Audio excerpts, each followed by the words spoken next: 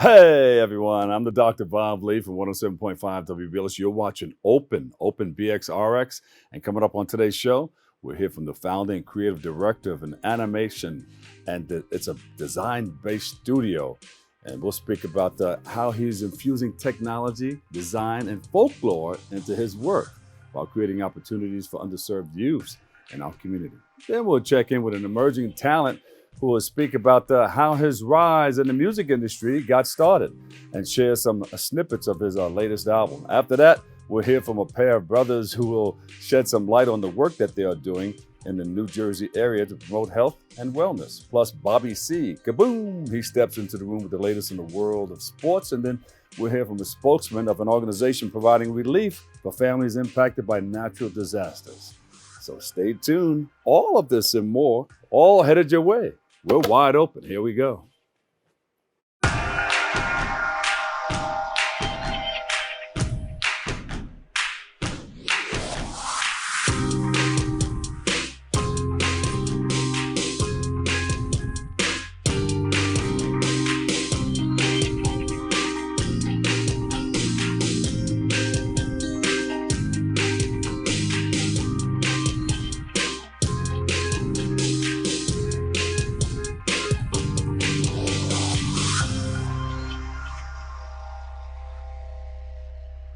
I'm your host, the Doc Bob Lee, and you're watching Open. It's that live, interactive program that brings the Bronx and New York City straight to your TV set. You can stay connected to us through social media at BronxNet TV.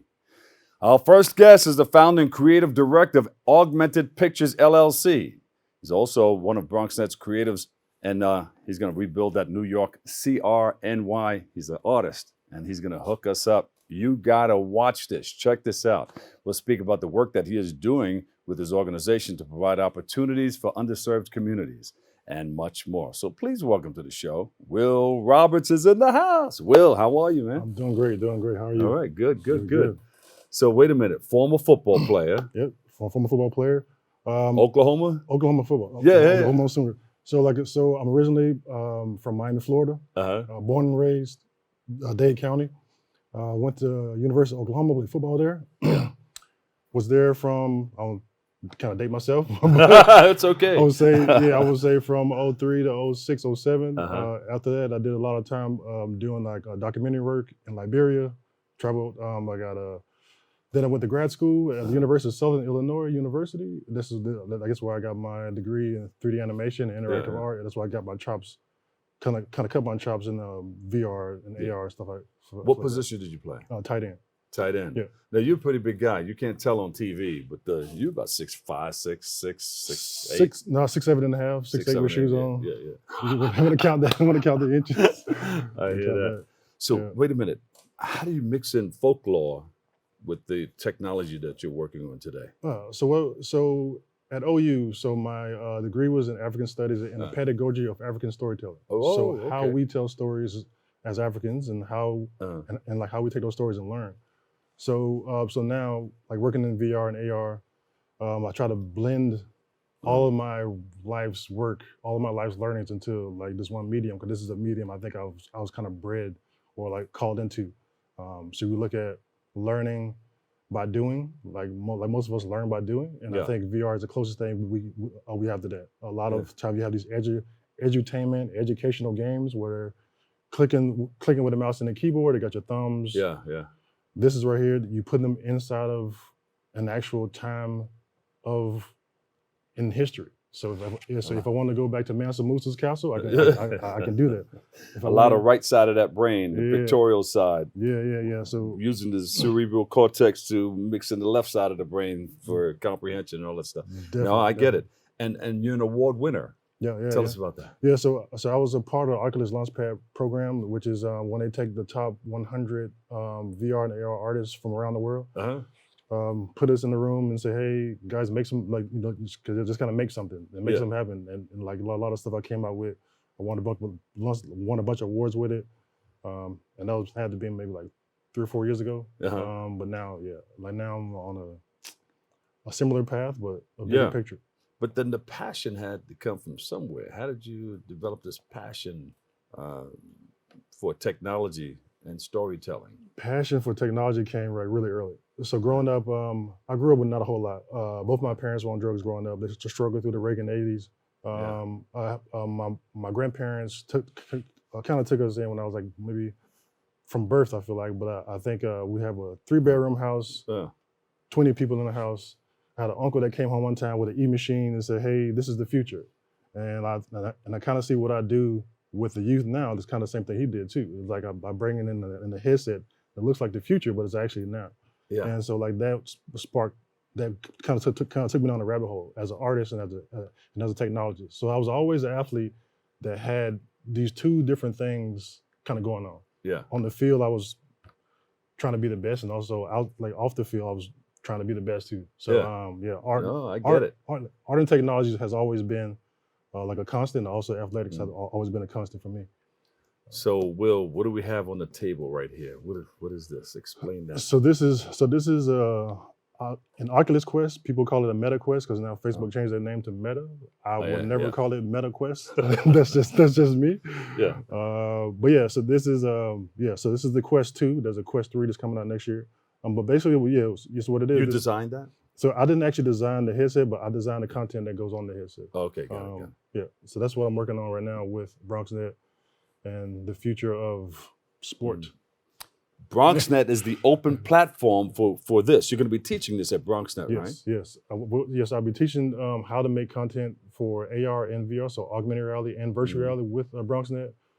So I'll have a class that's coming up in February. I'm probably going to teach 2 classes. All right. So like the art, one is going to be augmented reality basics, and one's going to be world building with virtual tools. So that's another. So anybody looking to get into this type of technology, what are people interested in when they see something like this? But sometimes, like when people see something like this, they see it as like intimidating. They see like, okay, this is the future. I don't want to do it because it's on my face. Well, most of the times they want to play games. But once they get deeper into the games, they see, oh, I can do more things. There's workouts, there's history lessons, there's math, there's science. So it becomes the home computer, but you're inside of the computer. Yeah. So it's a whole different level of like learning, a whole different level of training and doing. So jump inside of your computer.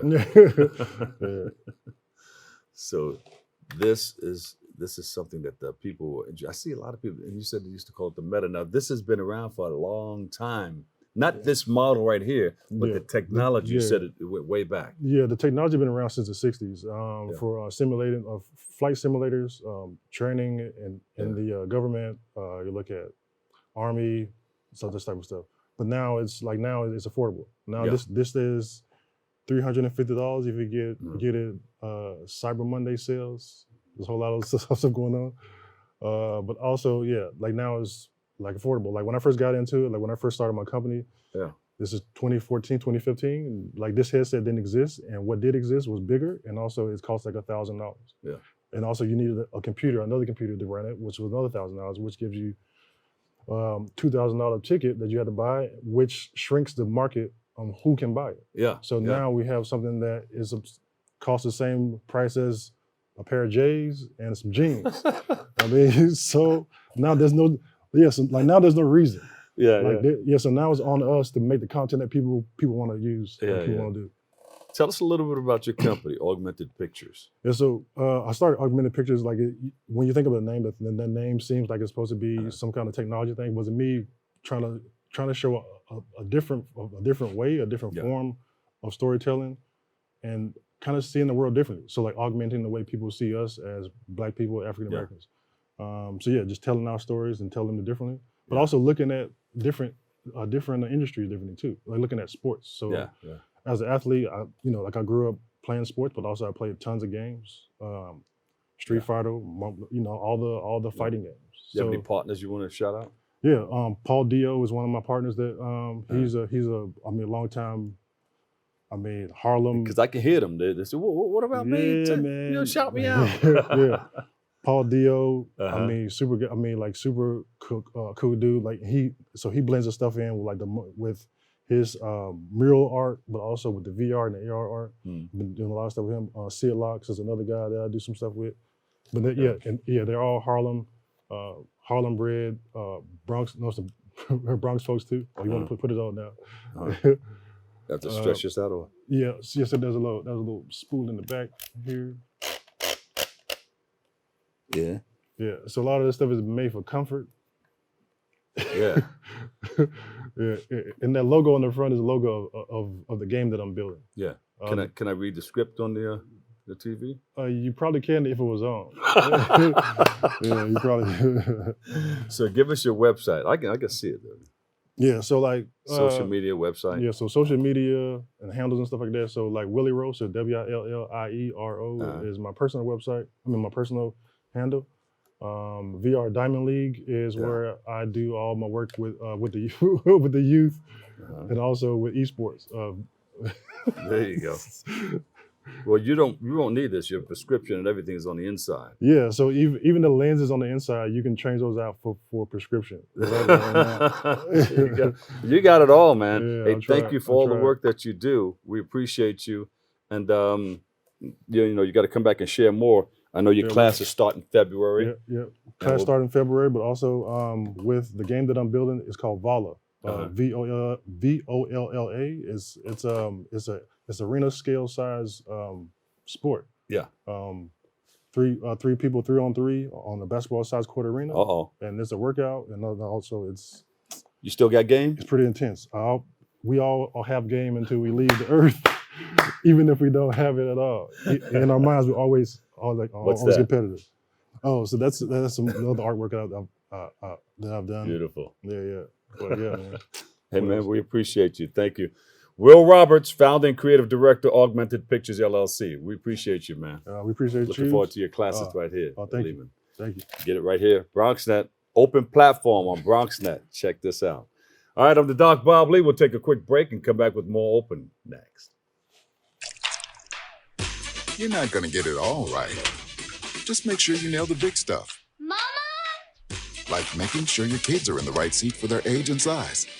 Get it right at nhtsa.gov/the-right seat.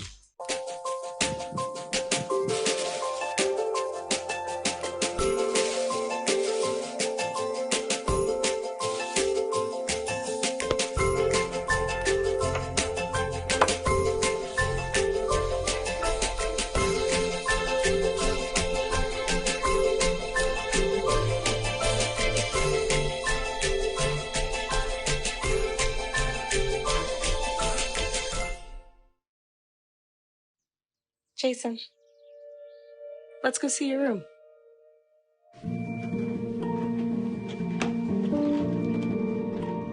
What do you think? We kept it a little spare, so you can decorate it how you like.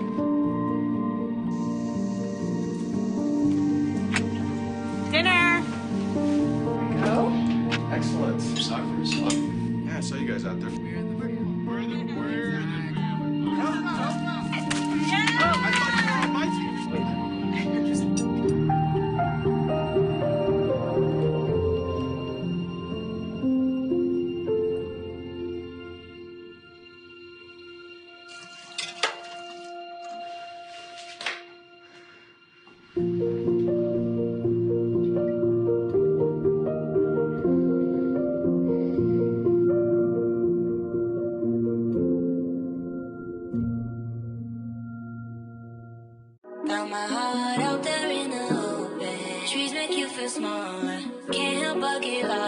Feel the beat of nature at a park or forest near you.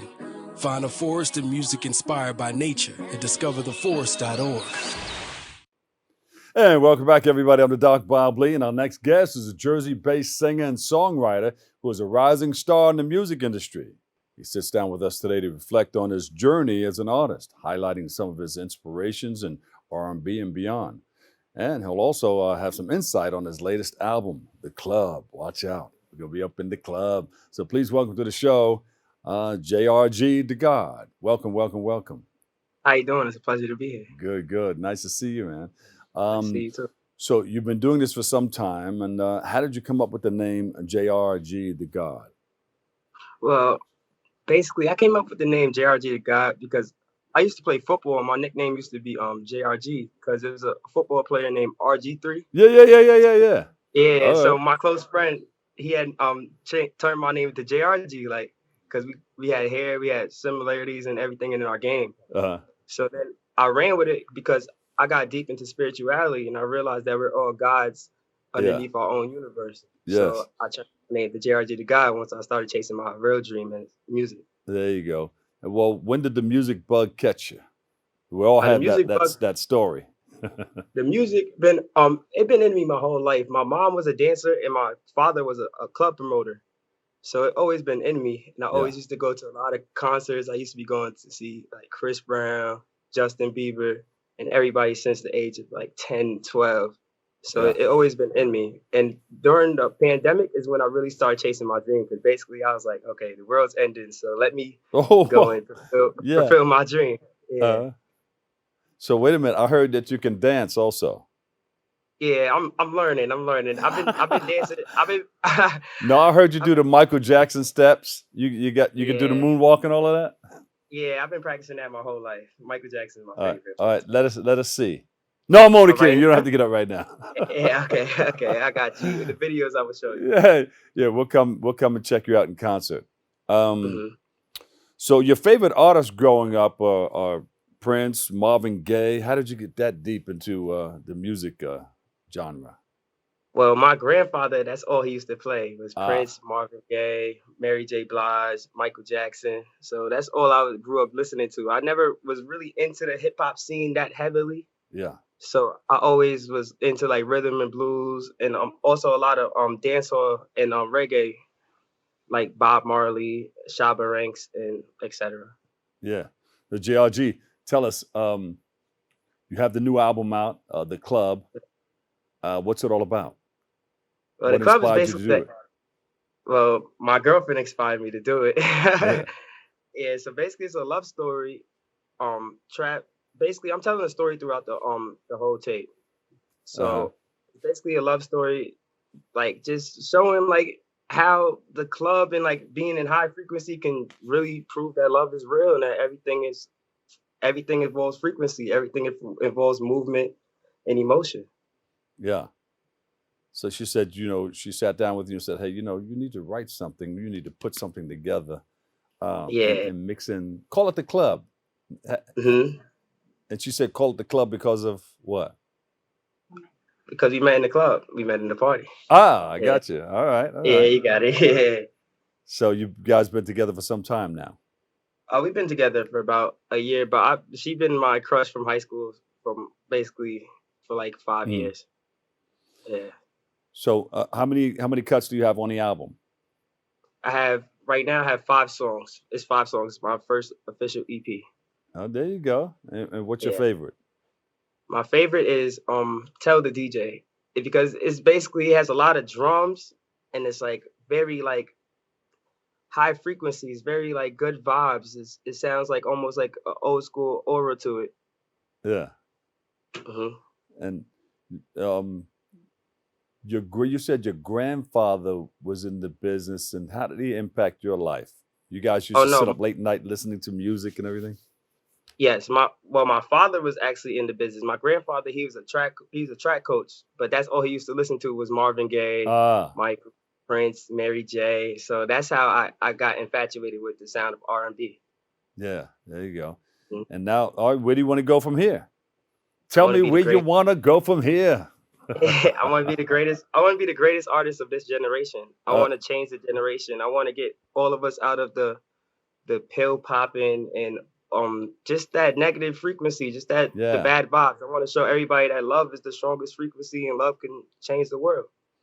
Well, what do you tell people who are making music and throwing bad lyrics or lyrics that can hurt others? What do you tell them about this music business? I feel like it comes from like their environment, and I just want to tell people that everybody can overcome their environment. Everybody could be bigger than their environment. It all starts with the mind. It all starts with mentalism. So when you take your mind out of the environment, you can go farther than you even thought. Yeah, and you got your spirituality and everything intact, right? The mind, body, and spirit running together to make you the most successful person that you can become, right? Yes, indeed. Yes, sir. You're going to sing? You're going to give us a little touch? Oh, we could. Give us a little touch of what you can do. A little touch of what we could do. I could sing. Tell the DJ. Tell the DJ. Tell the DJ. Yeah, tell the DJ. I could sing that. Okay. So it's basically starting off like, tell the DJ, turn this up. Just turn it. Tell the DJ, turn this up. Just turn it. Tell the DJ, turn this up. Just turn it. And basically, during that, the hook is just basically me telling everybody from in the side of the party to turn the frequency up. Everybody turn it up. Tell the DJ, turn up loud. Everybody start to dance. Everybody starts. So that's why I started off with that. See, now, if you're telling me that and I'm playing your record, you know what I'm going to do, right? You're going to dance. I'm going to crank it up, throw some bass in there and all that. It's going to shake your pants and all that stuff. And I'll throw some tweeters in it. We're going to turn it up. For real. Hey, where can we find you on social media? Got a website, all that. Give it to us. You can find me on Instagram at JRDAGOD, Twitter, The Real JRG, and everywhere else on Apple Music, Spotify, it's the same thing, JRDAGOD. Yeah. JRDAGOD, yeah, still football player. He's into spirituality and the whole nine. Yeah. He's got it going on. He's a singer and songwriter. Hey, thank you so much. He's got that record out called The Club. JRDAGOD. Thanks for hanging out with us, all right? Thank you very much. All right, we'll take a quick break. I've got more coming up next.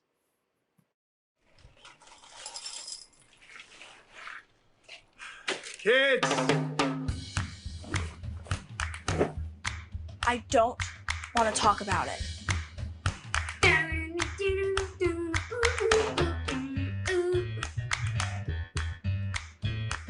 I don't want to talk about it.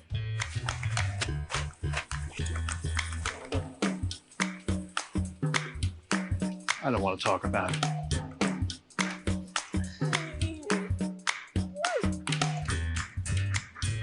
I don't want to talk about it.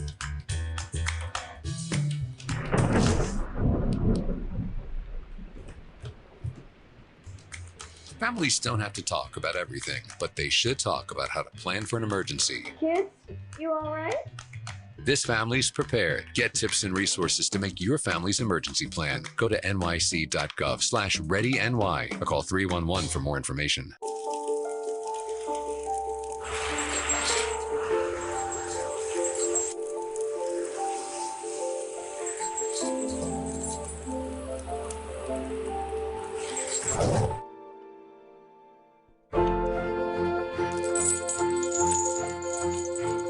Did you know dragging chains can spark a wildfire?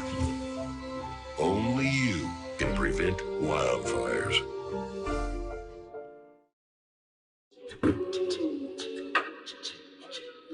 Man, it's lonely. Like, going through life lonely.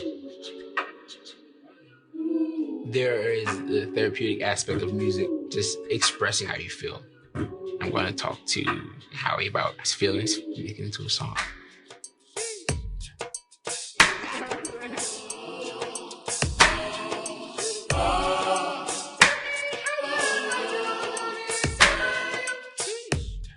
You can now watch MNN, Brick TV, QPTV, and SIC TV on BronxNet. Tune into BX Omni, Channel 67 Optimum, 2133 Fios during most Sunday evenings.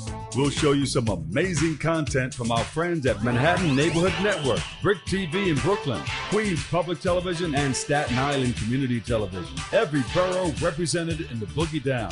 Epic partnerships for the ages. And catch our new Next channel, produced in partnership with MNN, 24/7 on BronxNet Channel 952 Optimum and 2138 Fios. And welcome back, everybody. Our next guests are both entrepreneurs and the co-founders of Greenhaus Boutique. We'll learn more about these two brothers from Ghana, all the way from Ghana, West Africa, and how they are positively impacting their community and highlight how they are promoting health and wellness through the use of CBD products. So please welcome to the show, Mike and Vladimir Mperey. Guys, welcome to the show. Hi, how you doing? How you guys doing? All right. Hi, doctor. How did you get into the CBD products? Wow. Well, starting first of all, we're both big in sports. I was big in soccer, so basically I needed something to help me deal with my pain management. And I just couldn't deal with taking the opiates and pills that they were giving out at the time. So I searched for a much natural product, and I came about CBD, and that's what basically changed my life, my brother's life, and the game. So we would just immerse ourselves into it because the product actually did what it said it was going to do, which kind of cured my pain. And I haven't had a back pain since. So yeah, that's how it all started. Did you guys have skills? You had good game? Very good game. He was All-American. Very good game. A soccer player. Wait, Mike, you're pointing to him. You're pointing to Vladimir saying he was All-American. How about you? You got to give yourself some props too. Yes, I'm a professional bodybuilder. I compete in the men's physique division. There you go. So look, I'm ripping out of my suit here. Yeah, so that helped a lot. There you go. So that helped a lot. So how did you experience pain? Through weightlifting or what? Yeah, how did that help? Helped me a lot because I had a lot of tears from ripping the fibers from working out. Shoulder pain.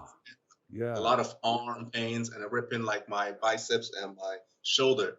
So like there's nothing for it to like repair. It has to take time. Yeah. So I had to find out what I could do in the meanwhile so I could still train. So I stumbled upon CBD, and it was natural. I didn't have to take any pills, just like natural herb from the cannabis plant. And it was very good for pain, also good for like achieving balance in the body. Yeah. So I used it, and it took a while, but it worked. I was like, oh wow, I don't have to go back to the doctor every time to get a cortisol shot or take something. I'm okay, and I could still work out. Yeah. And because it was stopping me from actually using my arm, I couldn't pick up even my 3-year-old daughter. So did you experience the pain, guys, after the workout during recovery, or it's just it was a pain that was sort of chronic? Both. Yes. A little bit of both.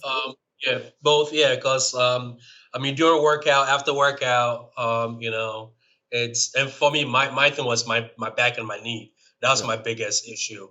You know, because growing up, all I wanted to become was a professional soccer player. I could be playing the World Cup by now. Yeah. I mean, there you go. Yeah. But it's just hey, God created the plant, and we're here to enjoy it. So we're trying to educate people about it, and the word is education. A lot of people are confused about what CBD is, so that's what we set forth to open up a shop, so we can bring that into our community and educate our community about the product and about what it actually does for people. So that was the whole idea of now. This. Let me ask you a question. Does it deal with muscle and joint pain, or just muscle pain? Both. CBD is one of the it's called cannabinoids from the marijuana plant. Yes. That your body achieves balance. So for you, it could be joint pain. For me, it could be muscle pain. For somebody else, it could be stress or anxiety. Whatever your body is, it goes there to achieve the balance. Whether it's too high, it's too low, it achieves it from your status. So that's why we stumble upon CBD. It's like one miracle plant that has over 150 cannabinoids that does 150 things. So that's why for 80 years, they had a hiatus because the government knew this plant was so powerful that people could get cured, that you don't need other medication because one plant could do so many things, so many avenues. Yeah. Right? Yeah. Your receptor from your body, from your head to your toe, receives this plant naturally. Naturally, your body has receptors made from birth to receive this plant. Yeah. And if you don't have this plant in you, your all the functions might mutate. It could be nervous, muscle, lymphatic systems, and that's why we have all this cancer and all the systems, because there's no balancer to go in and balance the other cells from mutating. Yeah. So it's like a balance of it's an achieved balance. It's like the focal point, I call it. So we have to bring you guys. It probably cures arthritis and a number of other things too. Well, helps with Yeah, it. arthritis is a big thing, especially our parents, especially my dad has like arthritis, so that's his number one favorite product. It actually helps him, my in-laws. So it actually, I mean, when we first started out, we had a lady walked in in her old age, probably like pushing like late 70s, came in with a cane and she was taking so many different pills and was a little bit skeptic about it. And we showed, she ended up taking some of the CBD that we have and ended up bringing her friends. Now you got a long line. Now you got a long line at the door, right? she tells everybody all the time. Anytime we have an event, she comes up and tells everybody the story. I used to have a cane. Now I don't have a cane no more. Oh, look at that. To walk, sleep. Yeah. So she's actually testifying and telling everybody, hey, this product works. That's your line. That's your live testimonial right there. But when is your next event? You said when you have events. Do you have one coming up? We're going to be having another sip and paint, which we had last year. So we're going to be doing another sip and paint. Wait, sip and paint and try, right? Sip and paint and try. So you're going to be able to enjoy all the CBD beverages that we have while you paint to relax your muscle and keep you a little bit focused while you're doing that. And it's on a Sunday also. So you usually do on a Sunday. Right. So people sometimes have nothing to do on Sundays. We got to get you guys in the studio, in the BronxNet studios. You can set up the product and everything on the table. Yes, definitely. We can all take off our shirts and we can try it right here, live on TV. Definitely. And Mike, you can take off your shirt and show your muscles and try to say, hey, look, you rub it on your arm like this. Yeah, I do a lot of bodybuilding events. So I take all the products there to different events for bodybuilding shows, and people love them. Good. It's like a top seller. And they can relate to it because they know me as a professional athlete. They know this guy's love. I'm not in a suit and tie trying to sell products. I'm actually living testimony, telling them, hey, this worked for me. And sometimes I give a lot of samples. You don't have to buy it. So, hey, try it out. If you like it, come back. Sounds good. And not only that, the dogs can benefit from it too, right? Dogs and cats and animals.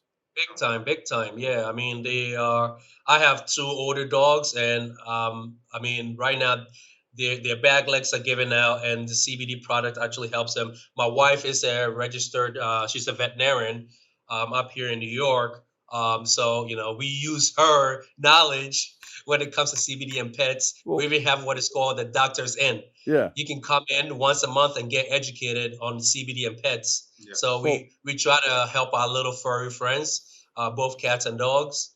So wait a minute. You have dogs and cats laying around with smiles on their faces? Like all day. Yeah, we have a lot of testimonies. We got to find out more about you. Give us your website and social media. Yeah. So it's Greenhaus at gmail.com. So basically, Greenhaus Boutique at gmail.com. Yes. Listen, thank you so much.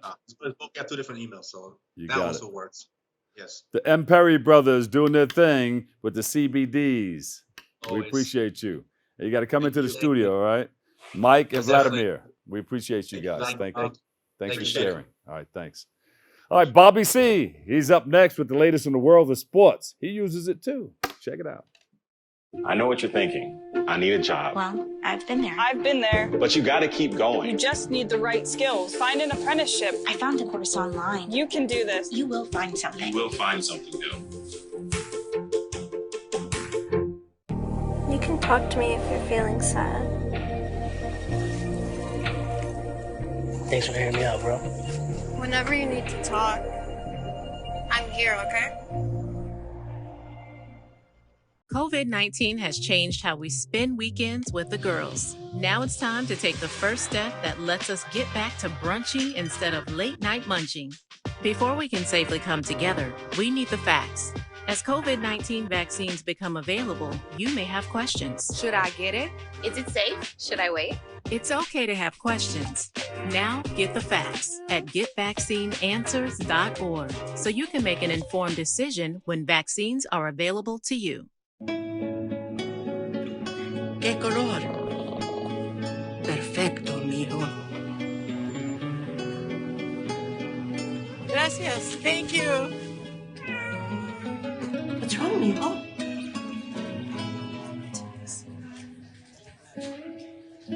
Donating to a pet's medical care is one of the many ways you can help families in your community. Pets and people belong together. Learn more at petsandpeopletogether.org.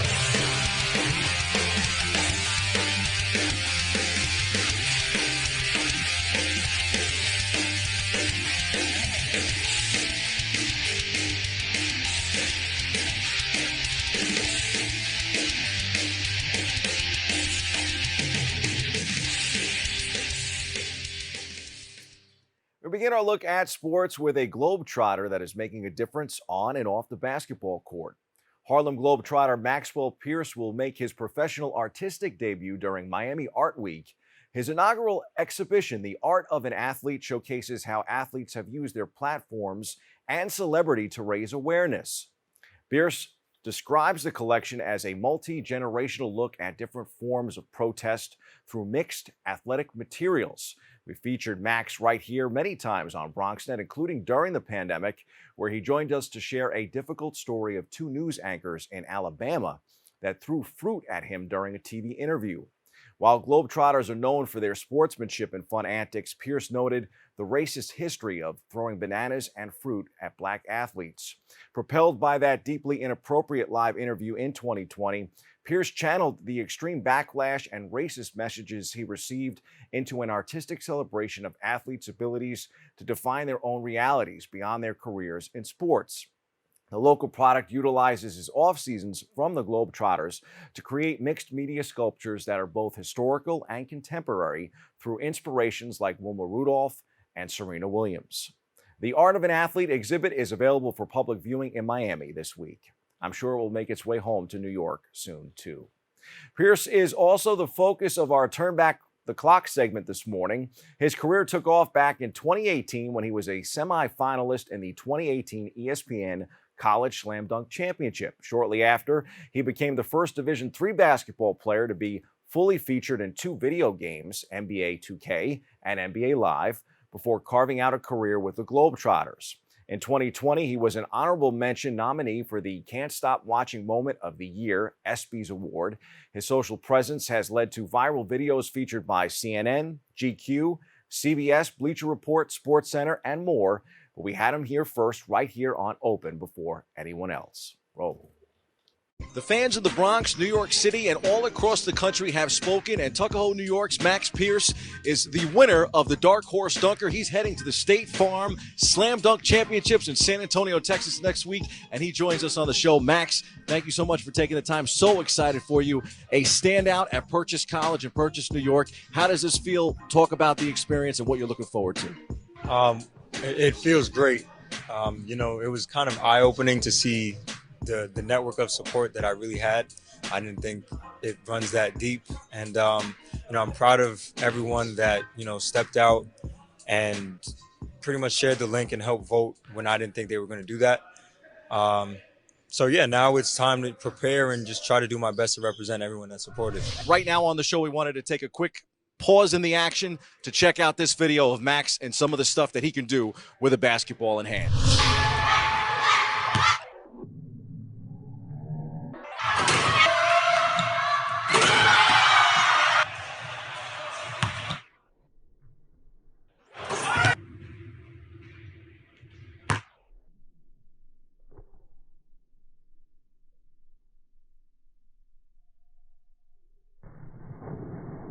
This is as big as it gets for Purchase College, a State University of New York school, to be on the national stage on ESPN2 Live, to have a representative again amongst all of these other Division I guys. I'm trying to wrap my head around that. I've been trying to do that for about a week now, almost a week. But I'm excited because, again, this has been my dream. And, now that it's coming true, it's not time to shy away from it. And, I want to try and get a win for everyone. Making a difference on the hardwood was something Tom Konchalski did for more than 40 years. Konchalski was a fixture in gyms, summer camps, and tournaments from Maine to West Virginia. a soft-spoken high school basketball scout whose newsletter was required reading for college coaches around the nation. He showed an ability to forecast the future of NBA players and New Yorkers like Kyrie Irving and Kenny Anderson, but his focus was primarily on creating opportunities for high school players at all levels of college basketball. Konchalski passed away sadly in a hospice care in the Bronx in 2021 at the age of 74. The Fordham alum's legacy will now forever be honored with the Tom Konchalski Classic. The Rams did a fine job honoring that legacy, capping the Classic with a 71-60 win over Stonehill in the final game of the 2022 edition, the first one ever. With the win, Fordham improved to 5-1 and went 3-0. In the Konchalski Classic, Darius Quisenberry was named the Tom Konchalski Classic Jim O'Connell Most Outstanding Player. The MOP award is named for the former Fordham Sports Information Director, the late Jim O'Connell. Here's more from Rose Hill.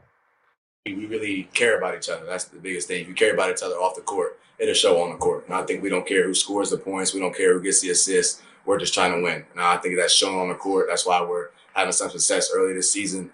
But I think our chemistry is really the biggest piece. I feel like they were kind of playing offense, kind of playing back a little bit, trying to pack it in on the defensive end. It was on the scout, so I think that's their defense. And then they went in zone. So we kind of got stagnant and started shooting a little too much sometimes. But once we started driving the ball in the paint and finding people down low, that's when we started finding our success in that zone. We'll transition here to the NBA hardwood. The Brooklyn Nets led by 12 in the first quarter, 65-57 at halftime, and by 6 entering the fourth in a game that was wildly encouraging until it wasn't against the Indiana Pacers. The Nets collapsed and unraveled in the fourth, falling 128-117 in a loss to the Pacers. In the process, Brooklyn again failed to reach the 500 mark, which they have not seen since they were 1-1 this season. We go back inside the locker room. Here's KD. I think we're a connected group. I mean, you're not gonna be able to play a mistake-free game. You know what I'm saying? I think we're a connected group. Every night we getting over 25, 26 assists. We playing solid defense. You know, we connected. You gotta give credit to the other team though. They play a good brand of basketball. They move the ball. They got quick shooters. You know, but I wouldn't say we're you know, everybody's on different pages. I feel like we're all on the same page as a group. We just didn't get the win. Only gave up 5 offensive rebounds. We had 27 assists. I feel like the third quarter, I lost the game. I missed so many easy shots, open shots. And if I'd have made them shots, we'd have been up. We had more of a cushion going to the fourth. And, you know, we can take a little 11-2 run to start the fourth if I make some of them shots in the third. So that's pretty much the game. Rough one for the Nets and a rough one for the G-men on the NFL gridiron on Thanksgiving Day. Giants lose to divisional rival Dallas 28-20 on Thanksgiving. The G-men have fought as hard as they could with surprising results all season long and even had a halftime lead on Turkey Day. But Cowboys signal caller Dak Prescott threw for 261 yards and 2 touchdowns, rallying Dallas to victory. With Dak at quarterback, the Giants haven't beaten Dallas in 6 years. Here's more in our Giants report.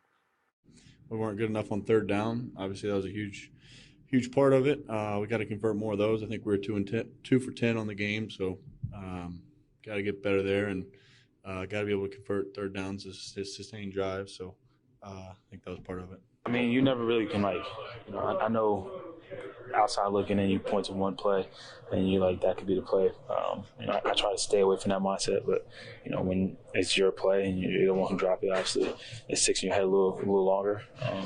But we still had opportunity to go down and make some more plays, and there's so many more plays throughout the game that we didn't capitalize on too. So I got to capitalize on that, but I got to continue to do better in other situations too for a team. On the ice, the Edmonton Oilers completed a monumental comeback at Madison Square Garden on the holiday weekend, erasing a 3-goal deficit in the third period to earn a 4-3 victory over the New York Rangers in the final game of their 3-game New York road trip that started with 2 defeats. Here's more with the Rangers. I thought we played a great 2 periods, exactly the way we wanted to play, and then we come out in the third period and get careless, sloppy a little bit. And again, we always talk about putting pucks behind the defensemen and make them play in their own zone, and when we turn pucks over there, they end up in the back of the net, they get momentum. We play too much time in the D zone, and that's what happens. There's a lot of guys responsible, it's a team collapse. It's not one guy or, sure, the penalties are, you're disappointed with those penalties, but it's a group of guys that got to get, that can't happen. You're playing the 2 best players in the world. and we sit back and watch them, dominate that third period. Those are the headlines to the C-list for an ode to Revis Island.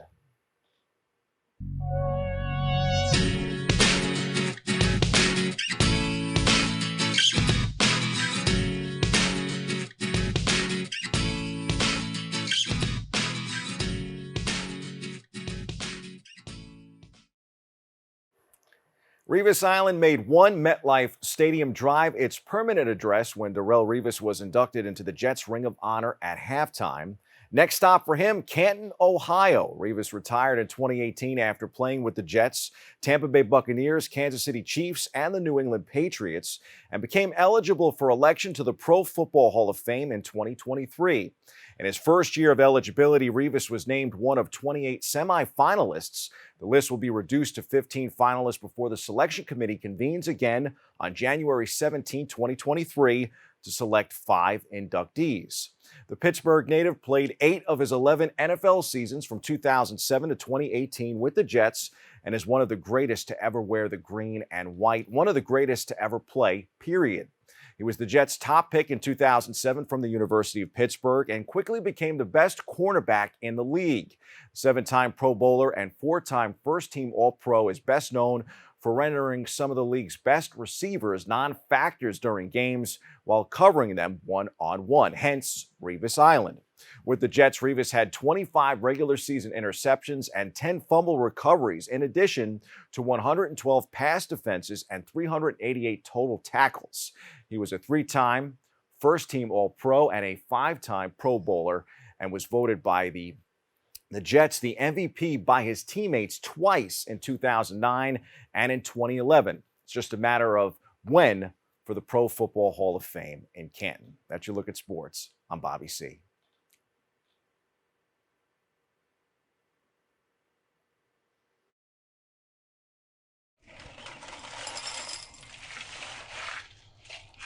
Kids!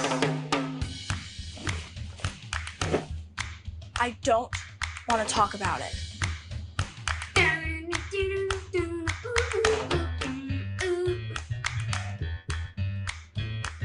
I don't want to talk about it.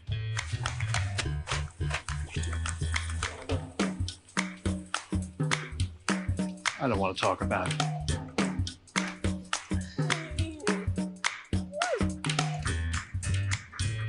I don't want to talk about it.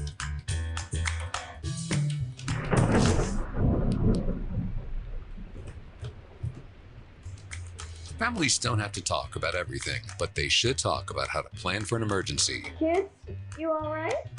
This family's prepared. Get tips and resources to make your family's emergency plan. Go to nyc.gov/readyny or call 311 for more information.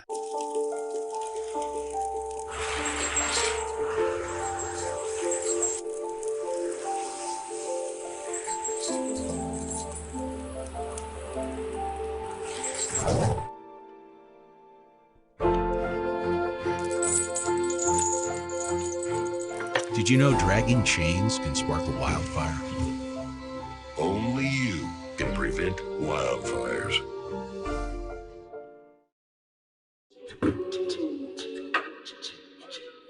Man, it's lonely. Like, going through life lonely.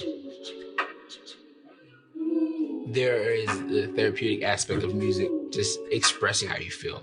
I'm going to talk to Howie about his feelings, making it into a song.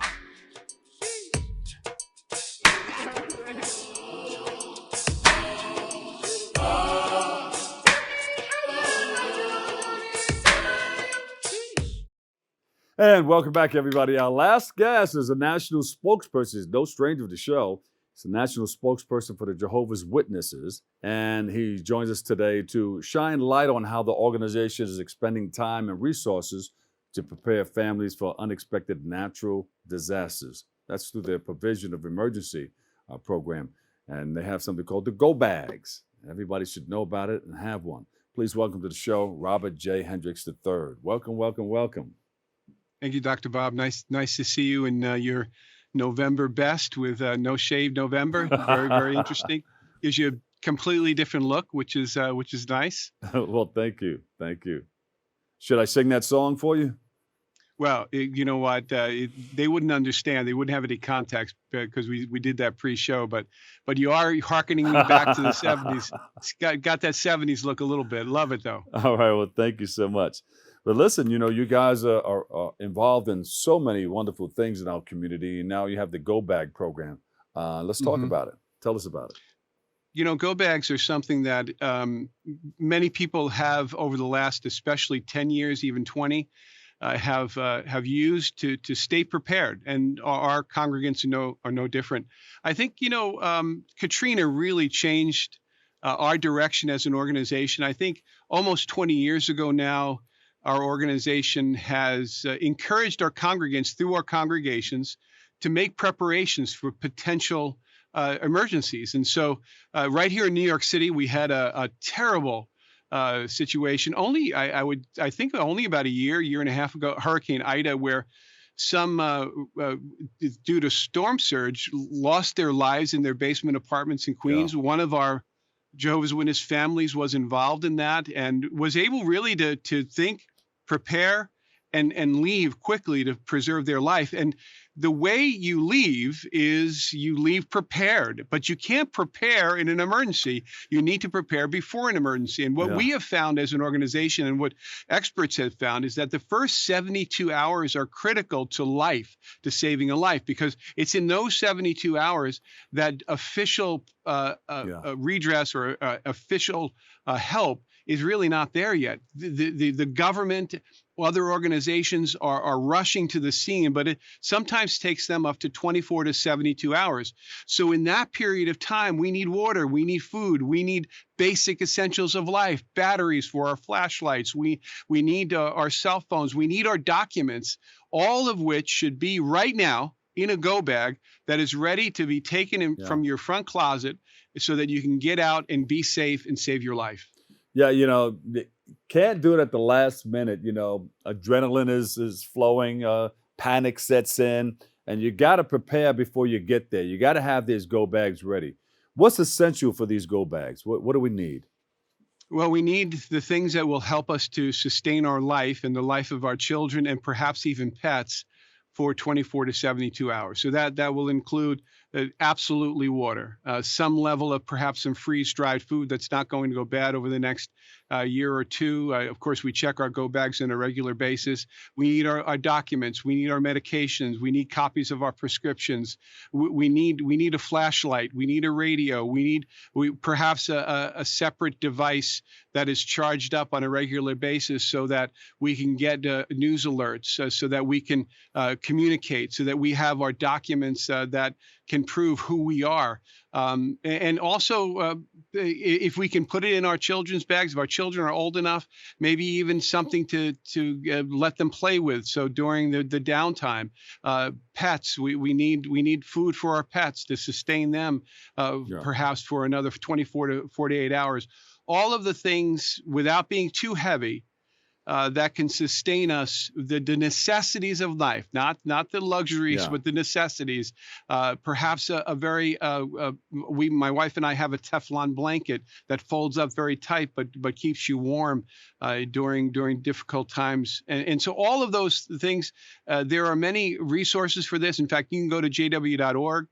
You can put in go bags, and you'll receive a good direction on what might go in a go bag, and also off that site, other sites that will also help you as well. And by the way, there are go bags that you can actually purchase that will have many of these general necessities in that you'll have to personalize later. Robert, is there a Bible verse that will guide us into this, that speaks about the organization and how, or speaks to how people should prepare for natural disasters, or things or famines and things of that nature that just happen upon us? There is. In fact, the principle is life is sacred, right? So it's more sacred. It's, in fact, our things are not sacred. Life is sacred. Our house, our car, our belongings, our favorite baseball cards, not sacred, not important. Life is of the utmost importance. So Proverbs 22:3 says to all of us that the shrewd one sees the danger and conceals himself, but the inexperienced keep right on going and suffer the consequences. So the shrewd one sees the danger before it happens, conceals himself or herself. That's the key, to be able to see this, because what happens inevitably with a human being is, well, it's not going to happen to me. It's certainly not going to happen today or tomorrow. I have time. We procrastinate. Yeah. It's not on us. It's only when that emergency begins to get on us, and then we go out to look for water in a grocery store and the shelves are empty. Yes. So preparing beforehand, seeing the danger, concealing ourselves. Once a year, all of our congregations around the world consider in May or early June, consider a part for everyone that goes over this information, asks us to go through our go bags to make sure that everything is up to date, so that we are prepared. It's a nice reminder to our congregants to do that, but many of them don't have to be reminded because they recognize life is sacred and we're going to prepare, even though we may never see that happen in our lifetime. Do you have information, pamphlets, or brochures out that you can hand out to the congregants? Well, the best thing that we do is we point them to our website. We have videos, resources. The one that comes to mind is, Are You Prepared for a Disaster? It's an outstanding 5-minute video it's a whiteboard animation that goes through all the things that we need in a go bag, why we need to prepare. Very simple, and no matter how many times you've seen it, it's something that's going to say, oh, I forgot that, or I forgot to do that. I think that'll help many people. Just go to jw.org, put in disaster, preparedness, or go bag, and you'll find that video. And those are the resources that are available to congregants and anybody else who wants to be part of your organization.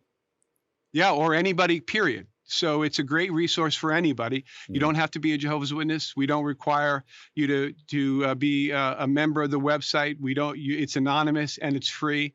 And so it's a resource for everybody, whether you're a Jehovah's Witness or not. Hey, thank you for all that you're doing in our community. We really, really appreciate it. You're a friend of the show. And we love you for everything that you're doing. Thank you. Thanks, Dr. Bob. Really appreciate it. It's always nice to see you. You take care.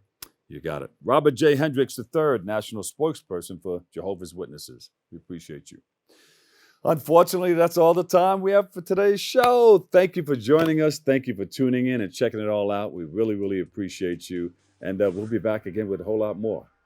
Our viewers, you can keep following us on BronxNet TV for continued coverage. And I want to thank you for sharing us, for helping us share in this space and time together. It's a wonderful thing. It's like a Thanksgiving where we can break some bread together. I wish we could make that happen too. But we will. I'll see you out in the community. You can join our host, Kevin Arlene, Darren Jaime, and Rena Valentine on Tuesday, Wednesday, and Friday for an all-new episode of Open. Always remember this: what you are is God's gift to you. What you make of yourself is your gift to God. So choose your choice. Let your choice control the chooser. And remember, whether you say you can or you can't, either way, you're right. So say you can, and you will. I'm the Dr. Bob Lee. I'll see you over 107.5 WBLS. I love you all. Peace.